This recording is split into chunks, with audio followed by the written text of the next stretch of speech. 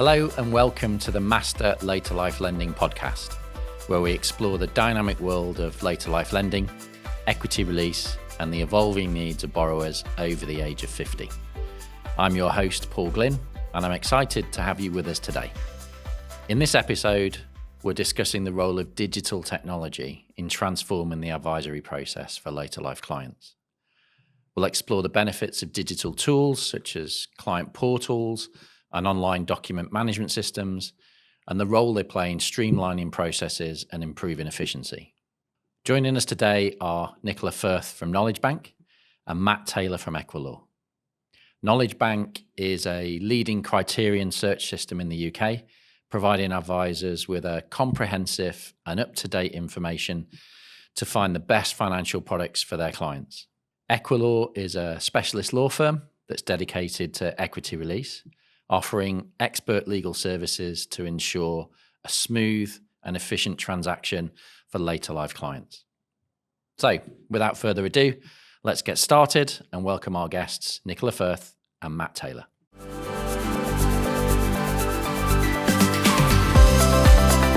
So, welcome, Nicola. Welcome, Matt. Let's get started and get into our conversation today. So, can we start off just by giving our podcast listeners and viewers an insight into your organisation and the role that you play in that organisation? So, Matt, can I come to you first? Yeah, certainly. Matt Taylor from Equilaw Solicitors. I'm the Business Development Director there. We're one of the specialist law firms that act in the later life lending space. So we've been around for about 20 years now, acting specifically for clients taking out lifetime mortgages, REO products, and even some home reversions back in the day. My role as Business Development Director is to sort of help improve broker knowledge out there in terms of what the legal side looks like, troubleshooting, and just making that client journey as good as we can do.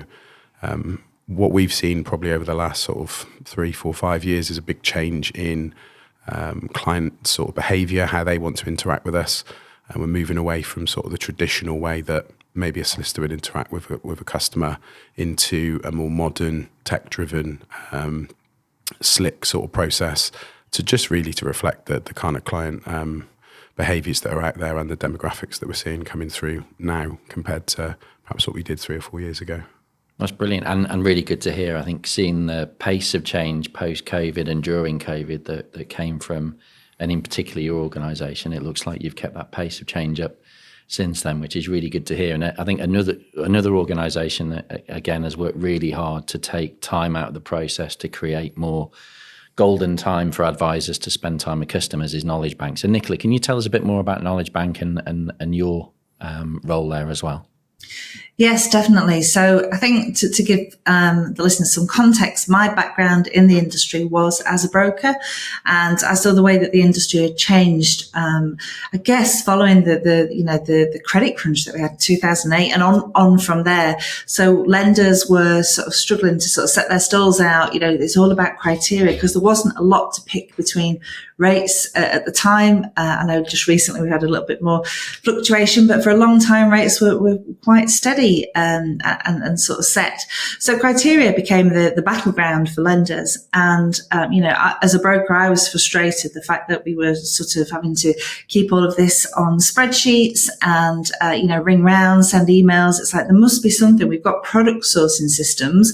Why have we not got a system with all this criteria on? So that's where Knowledge Bank was born out of. So Knowledge Bank is now the UK's leading criteria search system. We have over 260 lenders on there, over 140,000 individual pieces of criteria, and that covers residential, buy-to-let, second charges, equity release, self-build, bridging, and commercial. So if you're looking to place a case, you'll look at all the individual circumstances of your client and also the property as well. Put that detail in and it will tell you which lender is most likely to lend on that case. So again, just using technology to save brokers time, save them time from trying to collate that information, retain it in a fast-paced world, but also saving time in placing cases when you've got a customer there that's waiting to go. So that is what Knowledge Bank is. Thanks, Nicola. So brilliant to hear those thoughts and outlines from both of you. I think it complements quite naturally the same sort of technology pillars and aspirations that we have here in AIR, where again, we know that the research stage in the advice process is a very time-consuming one and ever becoming more complex one.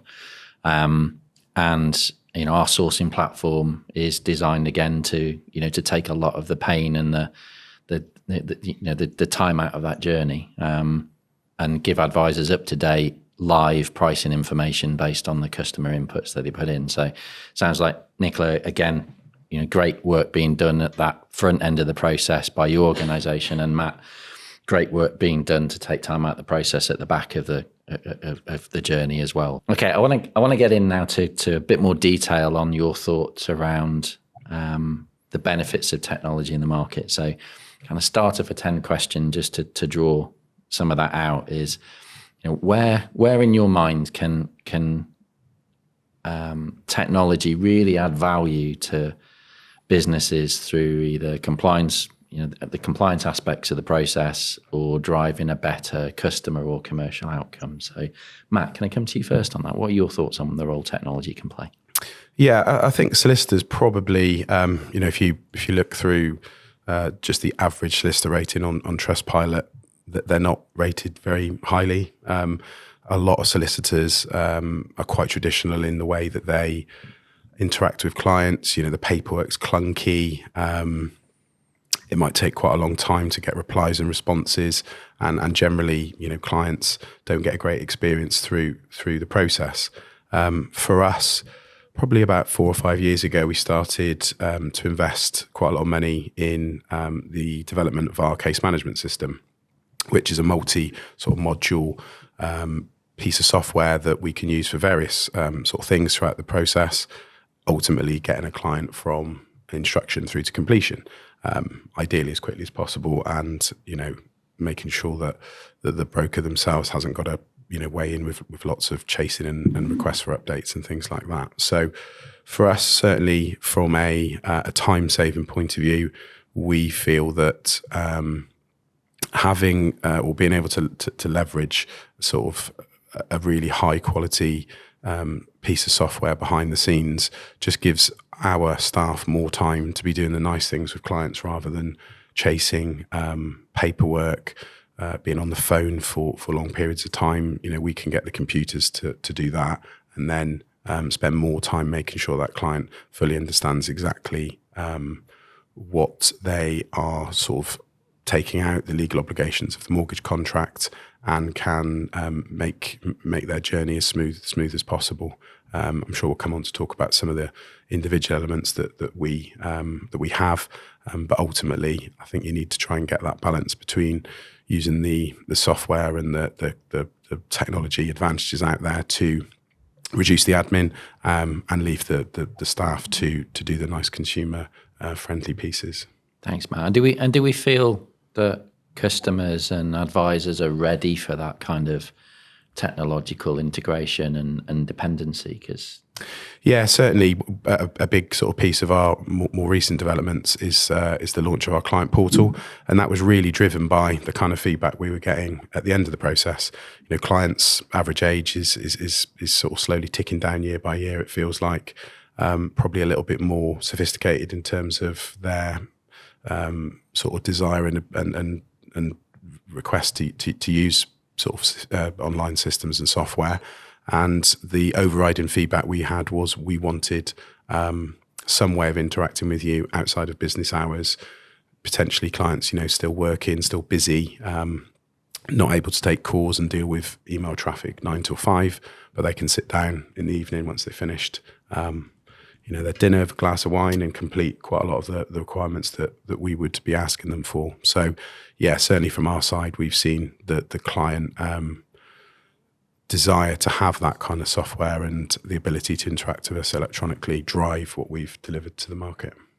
So are you finding that access on demand at a point that suits a customer then is actually leading to better engagement and more accurate information being put into the system?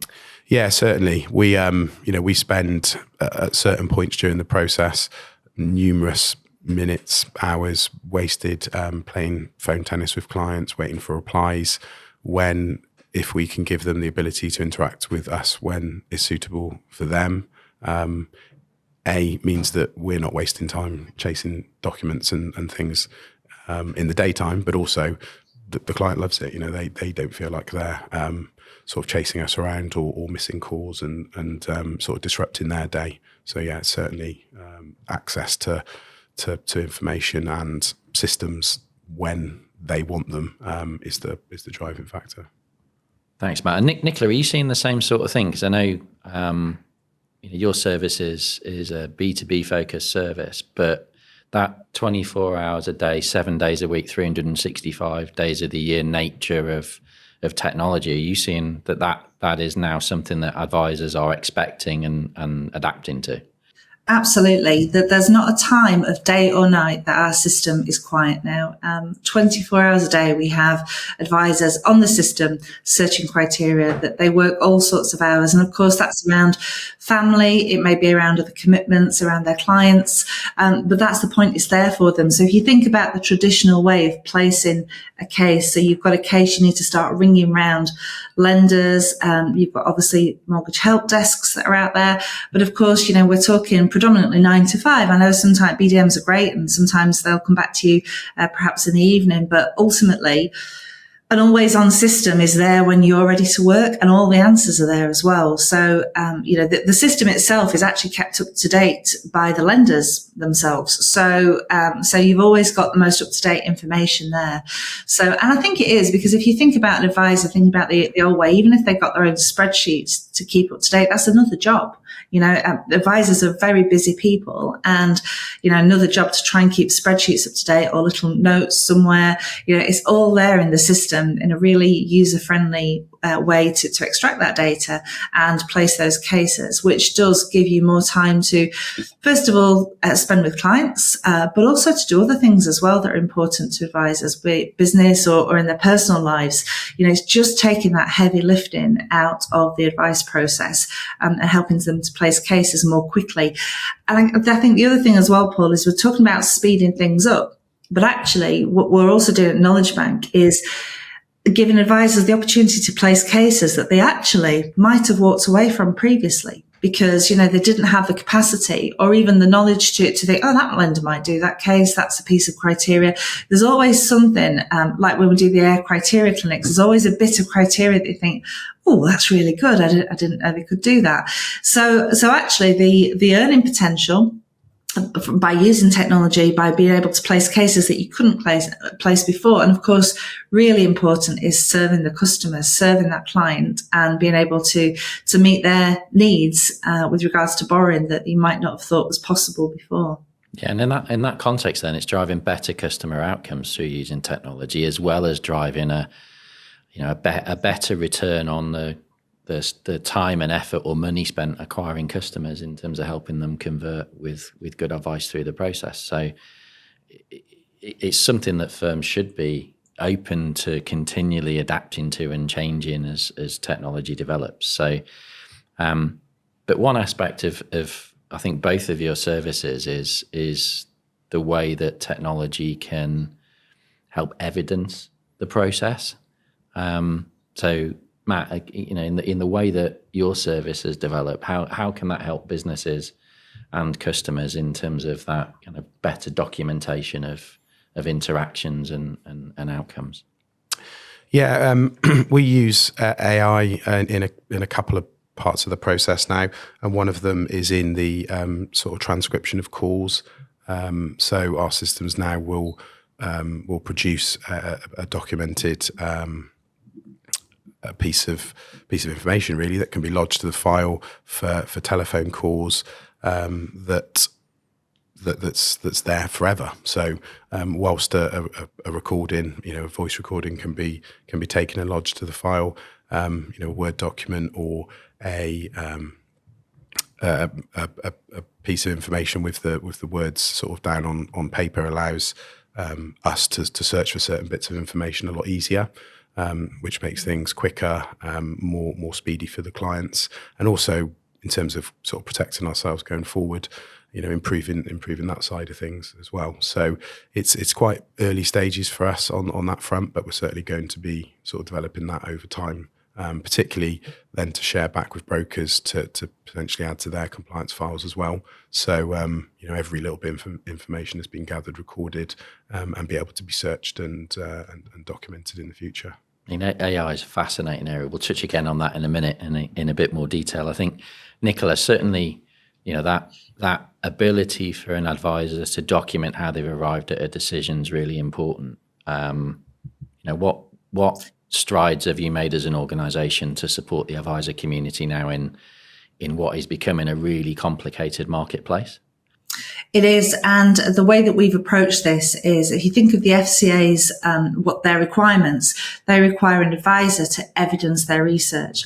But that's quite an open-ended ask, really, if you think about it. How do you evidence your research? That, as with the FCA, that they're not prescriptive. They don't tell you how to do it, just tell you what they expect. So the evidence of research, our industry as a whole has taken to mean the evidence of products. So how did you get to that product, and saving product sourcing results as your evidence of research.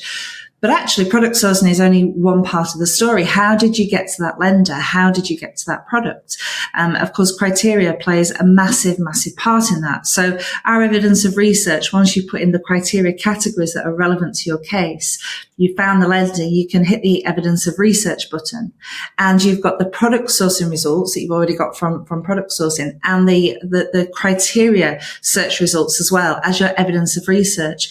And that's date and timestamps, and on this day, at this time, this is what this lender said their criteria was. And that's really bolt and braces for any compliance file, because in the event of a complaint, why did you go with this lender? Why was this recommendation? You've got that to fall back on. Whereas without that, can you imagine going back around every lender saying, right, I need to know what your criteria was on this date at this time? Because criteria changes on such a regular basis. We see on average about 1,500 changes to criteria across the board every single week. That does fluctuate at different times of year, but on average, that's a lot of change to keep up with. I mean, that is across all of the lending types, but it's still a lot of changes. So looking at a compliance file, if you've got the product sourcing and the criteria search, evidence of research in there, you are absolutely bolt and braces, that you can make sure that, if you ever did get a visit from the FCA, that you've really done the best by the customer. Again, going back to best customer outcomes, you have evidenced that research. You've looked at absolutely everything. And that was the best recommendation for the client at that point in time, which is what it's all about. Brilliant. Thank you. And a lot of intelligence built into all of that technology as well. So I want to go back and just ask you both for your definition or description of AI, because it can mean a lot of different things to different people, and can be something that advisors are wary of. We certainly don't want to replace advisor intelligence in the process. We want to augment it. So, Nicola, what are your thoughts on how people should best, kind of in their own mind, think about AI and the practical and support, practical nature of the support that AI can offer to their businesses and their customers? So this is a massive subject now, AI. You're hearing it in the news, and there's lots of scare stories about it, but actually used in the right way, it's absolutely fantastic and so beneficial. It can be the best employee you've ever had, or never had, should I say, and of course doesn't cost anything. AI really is being used all the time. It's being used in the background around machine learning. That's also artificial intelligence as well.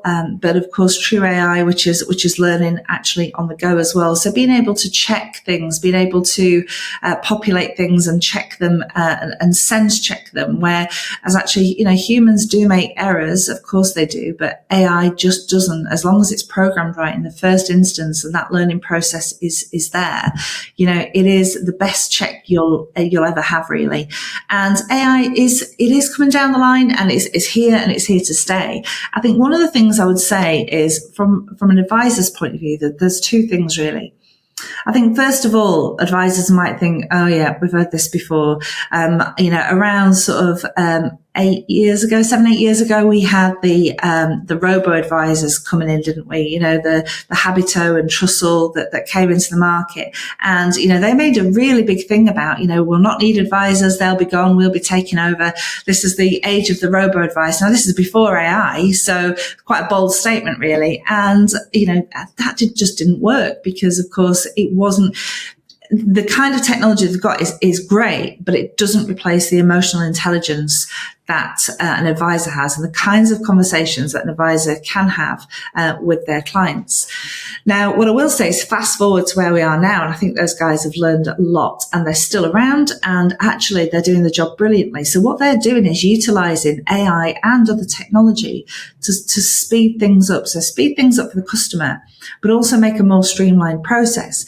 So if you look at somebody like Habito, for example, who are now, you know, they're not robo-advice, it's digital, it's a digital broker.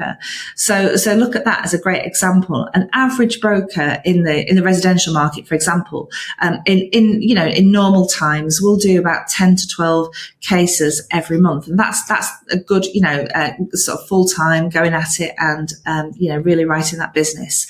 Their advisors with the use of technology are doing 30 to 40 a month. And that's because they've got somebody in the background doing everything for them. So the advisor is just, to use a football analogy, they're just scoring the goals. They've got somebody else doing everything, mowing the pitch, do the kit, setting that goal up. And all they're doing is hitting it in the back of the net. So that makes a massive, massive difference when you're able to utilize that technology.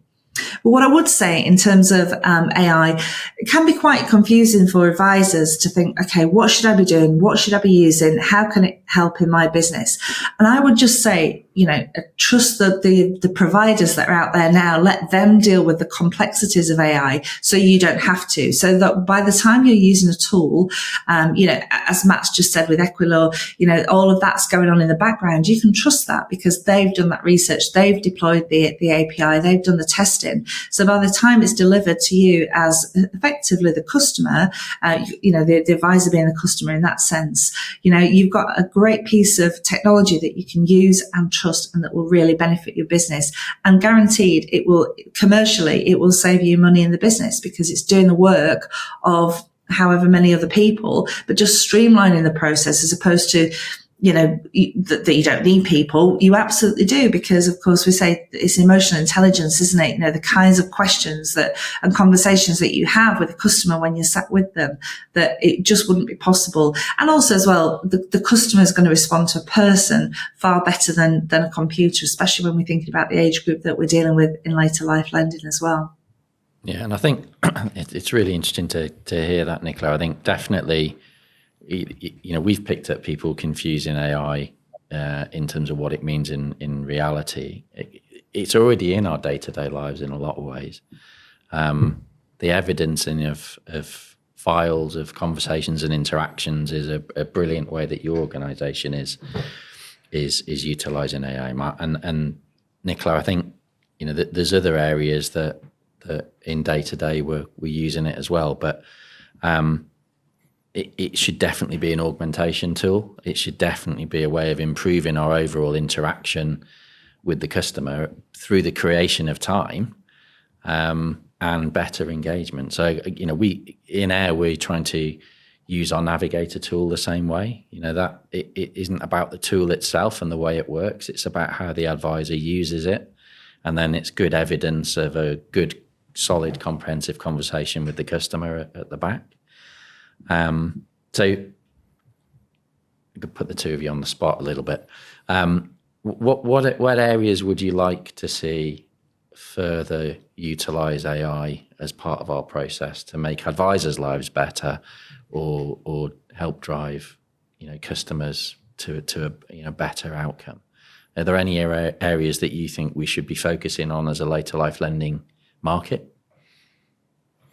Well, I think in terms of how we use AI and sort of the digital tools that we've got at our hands at Equilaw, it's certainly not to replace staff or have a requirement for less humans in the office.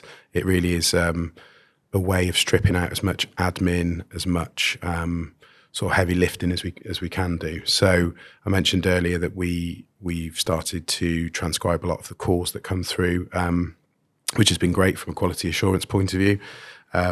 We have a paperwork production and check-in module now, which allows us to produce legal reports and other documentation that the client will need to sign during their face-to-face meeting without a human actually being involved in it, in terms of the creation of the paperwork. It's still vitally important that a human is involved in the quality checking and the guardrails to make sure that, particularly with newer products coming into the market, slight changes in terms of conditions, that's all built into the learning process for the AI software. So for us, I think in terms of what we can leverage further will be probably integrations with other third parties, whether that be maybe land registry from a title download point of view, and doing some stuff with them going forward to move away from the reliance on wet signature documents. And then probably our lender partners and lender solicitor partners. So, what can we do there to strip out time? What can we do to strip out manual checking of documentation to ultimately improve the process and speed things up? So I think we're very early on in our journey, and it'd be exciting to sort of fast forward 5 years and see sort of what the world looks like then, because I think it'll be very different than it does now. Yeah, definitely a more joined up ecosystem with AI and tech at the heart of it. Definitely feels though that's the direction of travel. Nicola, how, when you look at your customer base, both from a lender perspective, and you look at your service and the way it interacts with both later life lending and the traditional mortgage market, how do you feel the later life lending space utilizes technology compared to the traditional residential mortgage space? Yes, yeah, absolutely. That I'm really, really impressed with what I've seen in the later life space. I have to say, it's look, Air were the first sourcing set, so products throughout the market, whether we're talking about the traditional mortgage space or the complex specialist space or later life lending, the first ones to bring product and criteria together in a search together. So you could go on and search under product and criteria for your customer. So that was an industry first, and we had Air and the later life market leading the charge, which was really great, and we're still seeing that. So I do think technology, and actually especially impressive when you think that the later life market was quite a long way behind, I guess out of necessity, because the residential market alone, if you add buy to let to that as well, the sourcing systems, that they've been going for many, many years. Thousands, tens of thousands of products on there. The later life space just didn't need that because there weren't that many lenders, there weren't that many products. And of course, we've seen that grow and grow. So actually, with air sourcing, that was born out of necessity, and then, really overtaken the traditional mortgage space. So we just see that carrying on really, because, later life does seem to be, sort of currently right at the forefront, and the decisions that are being made and the investment in technology is really, really impressive. It really is. And what I love about it as well, there's always the customer at the heart of it. That's a massive thing. You get a lot of technology firms that are, they're large technology, they're VC backed, they're all about, they're running to an exit, that they've got a return, they're trying to get into a profit, they've got these big, big budgets and burn rates. But actually, are they delivering for the customer? Are they thinking about the end customer and what's needed there? And I think, I can hand on heart say that in the later life space, what I've seen is every decision taken with technology is thinking about those comprehensive conversations, about getting the best customer outcomes possible, and with the advisor and the customer at the heart of everything it does. So it's really impressive, and long may that continue. Thanks, Nicola. I mean, that's good to hear. I think, Matt, what would your advice be then, having heard those comparisons from Nicola? If you're a traditional mortgage practice, you've had a business in play for a little while, your customer base is getting that bit older, then what would your kind of thoughts be on firms that are thinking of moving into that later life lending space? What difference could technology make for their ability to do that compared to what it would have been like 4 or 5 years ago?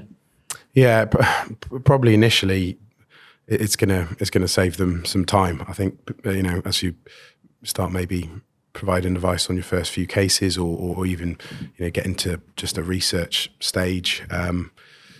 As Nicola's mentioned, the marketplace now is a lot more diverse in the later life lending sort of space. And if you're not used to sort of working in that environment, it might well take you quite a long time to get the right kind of outcomes. So certainly embracing technology, really making some strong relationships with the third parties that you're going to need to lean on through the journey, whether that's AIR and the sourcing side, whether that's lenders and their BDMs, and ultimately solicitors then who would be dealing with the sort of back end process. So I suppose my advice would be to embrace as much of it as you can do, and really build as many relationships as possible from the outset in terms of the stakeholders you're going to need to work with going forward, because it is very different to the residential world. Thanks, man. I think one of those relationships should be and with Air Academy, because that's it's tech led. It's a learning management system. All of the information's there, as we described before. 365 days a year, 24 hours a day. So to suit the time and the planning of the individual advisor. So you can definitely see an AIR technology helping people move through that academy process with a digital accreditation at the end of it. So definitely we're here to help that process. Nicola, are there any recommendations either from support in your organisation or wider in the market for advisors that want to embrace technology to improve outcomes and drive efficiency in their business, but also help them transform it?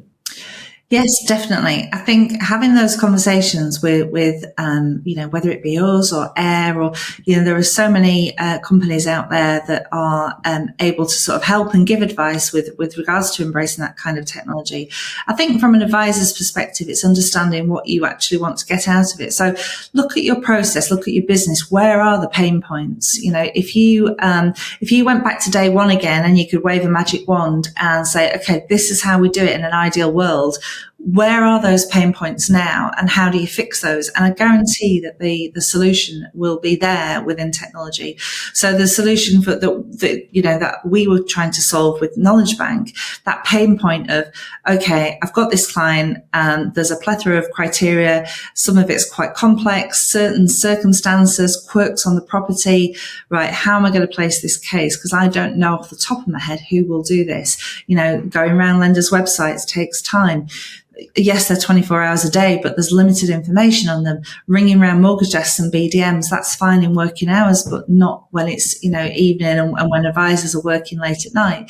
So by putting all of that information on there, again, spreadsheets, they're out of date. The minute you save something onto a spreadsheet, it's out of date. And of course, lenders can't update your spreadsheets, whereas we have lenders directly updating Knowledge Bank. So there's that solution to that particular problem.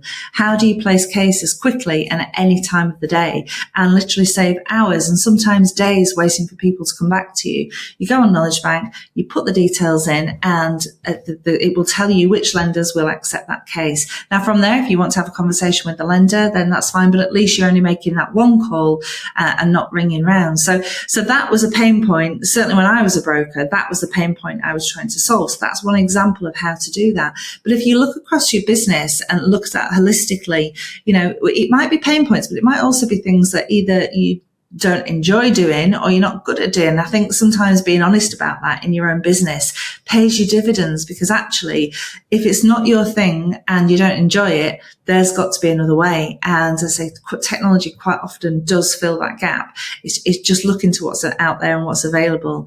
And of course, you get systems like Knowledge Bank, companies like AIR.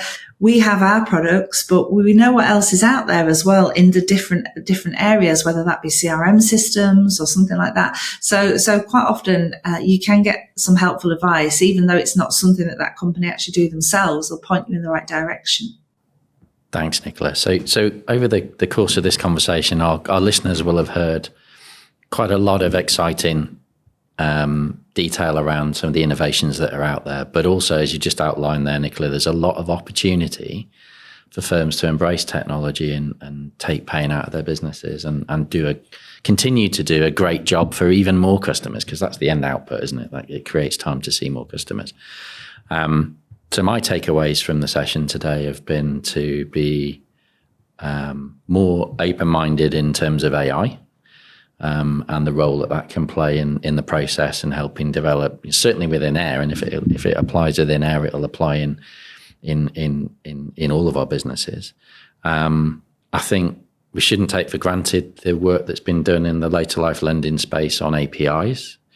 That does give us a chance to create an opportunity for firms to come into the market more seamlessly from the mortgage space as their client banks are getting older, and that's certainly something we want to embrace here in Air. But also, I think the points that you made, Matt, on we shouldn't rest on our laurels in terms of exploring the integration points across that ecosystem, because the more we can work together as a community of businesses in this space, the more we can create a better journey where, firms can choose partners across a number of different organizations to build a journey that suits their advice philosophy and their advice process. So massive opportunity, and certainly an area I think that as Air in these podcast series, we should try and revisit at some point in the future. So thank you both for your time. Thank you for sharing your thoughts with us today, and hopefully for those people who have invested the time in the podcast, you've taken a lot away from it. So thank you everybody for your time today. Thanks for listening. If you enjoyed this episode, please take a moment to rate and review us on your favorite podcast platform. Your support helps others discover the show. Don't forget to subscribe so that you never miss an episode, and follow us on social media for exclusive content. We'll be back next week with another great comprehensive conversation.